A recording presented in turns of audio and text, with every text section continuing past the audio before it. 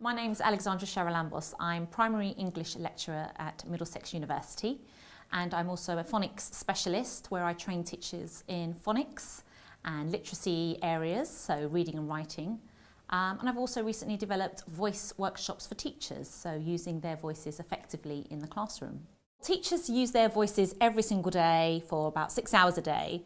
Number one, it can be very tiresome on your voice. You can have a strain and you can feel tension.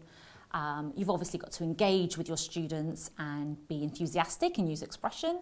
So it's about ensuring that your students are listening to you. You also need to be able to vary your tone of voice and be able to project in certain situations.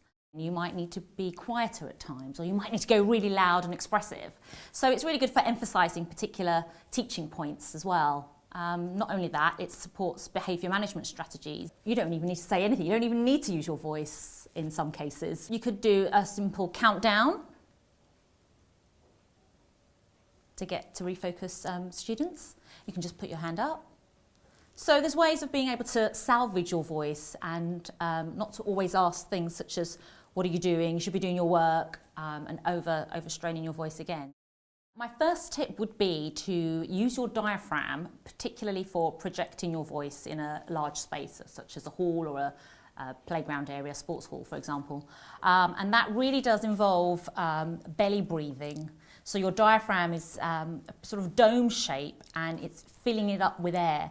Quite often if you ask someone to breathe in, they might hunch up their shoulders and hold all their breath up in their chest area. But that's not really going to be a long-lasting effect for using your voice throughout the day. My second tip would be being able to speak clearly and enunciate your words.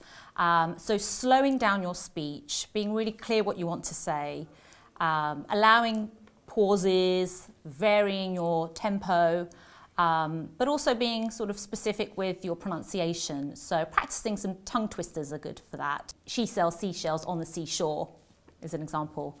Another one might be red lorry, yellow lorry, red lorry, yellow lorry. Bit tricky, I know, but those sorts of things can really loosen up the tongue and relax the jaw and so on. My final tip would be to drink plenty of water during the day and really notice when you need a bit of a break. Go to that water bottle and take that time to drink water, because you are using your voice for several hours of the day and you need to stay hydrated. It's a really important factor.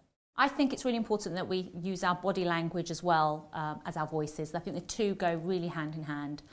So yeah, your presence in the classroom, movement around the room is really key to monitoring your students, having that authority over them as well.